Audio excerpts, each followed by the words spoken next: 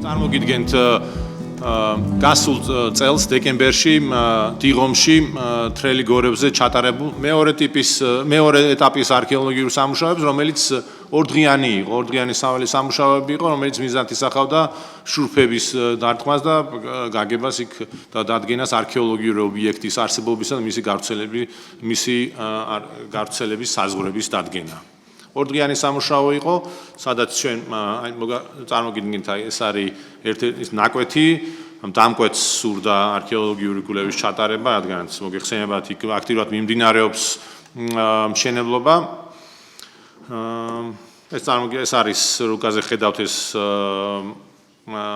თხრილების ადგილმდებარეობა, სადაც ჩვენ დავარტყით შურფები, ეს გაკეთდა როგორც მექანიზაციით, ასევე ხელით ორივე ჩატარდა. ეს არის სიტუაცია გათხრებამდე და იქ გაკეთებული თხრილები, სადაც ეხლა ალბათ მეორე ეტაპის სამუშაო არის, ორდღიანი ველი არის. შემდგომ მომავალში დაგეგმილი არის უფრო სრულყოფილი ფართომასშტაბიანი არქეოლოგიური გათხრების ჩატარება. ალბათ ეხლა ანგარიში არ ვიცი ამდენად მიზანშეწონილი არის, მაგრამ უბრალოდ მოგახსენებთ, რომ ამ გავლებული შურფების შედეგად დადასტურდა ამ კონკრეტულ ნაკვეთზე არქეოლოგიური ობიექტის არსებობა, კერძოდ ყველასთვის კარგად ცნობილი თრელი გორების ნამოსახლარისა ტიპიური კერამიკა არის.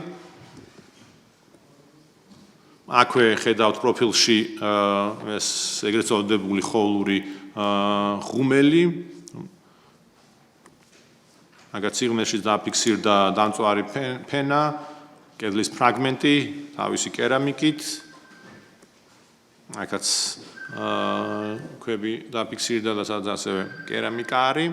და სწორედ ეს უცებ მინდა ვახსენოთ, ეს იყო. ალბათ მიზანშეწონილი იქნება ამ გათხრების შესახებ უკვე წელს რო ჩატარდება, იმედია, მგონი ტარდება, არ ვიცი ზუსტად თუ ჩატარდება, მერე უკვე სრულყოფილი ანგარიშის მესამე ეტაპის სრულყოფილი ანგარიშის მოხსენის გაკეთება. მადლობა თქვენ.